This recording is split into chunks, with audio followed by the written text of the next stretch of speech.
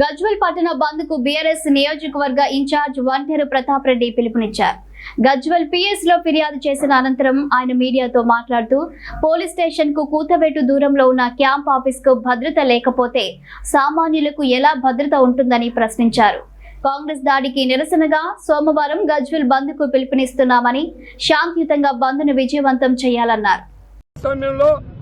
Police station కీకపెట్టులో ఉన్నటువంటి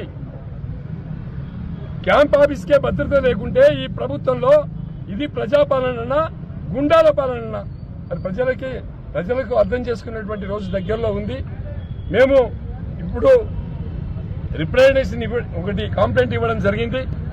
వచ్చినటువంటి గుండాలందరినీ కూడా మేము పెన్ డ్రైవ్ లో పెట్టి మరి ఇక్కడ ఉన్నటువంటి SHO CI రవి గారికి కంప్లైంట్ ఇచ్చినాం.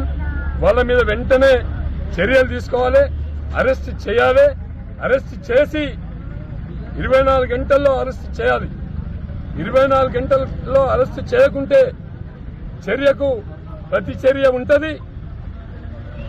మమ్మల్ని ఎవరు కూడా కంట్రోల్ చేయలేరు. బీఆర్ఎస్ పార్టీకి గజ్వేల్ నియోజకవర్గంలో 93,000 సభ్యత్వం ఉంది. ఇంటికి ఒకరు వచ్చినా కూడా 20,000 మంది గజ్వేల్లో వస్తారు. మరి వచ్చినప్పుడు ఎవరిని కంట్రోల్ చేసుడు మాకు సాధ్యమయ్యే పని కాదు. కాబట్టి చట్టబద్ధంగా మీరు చర్యలు తీసుకోవాలి, అరెస్ట్ చేయాలి, జైలుకు పంపించాలి. పంపించకుంటే మరి పరిస్థితి తీవ్రంగా ఉంటుందని చెప్పి ఈ సందర్భంగా హెచ్చరిస్తున్నాం.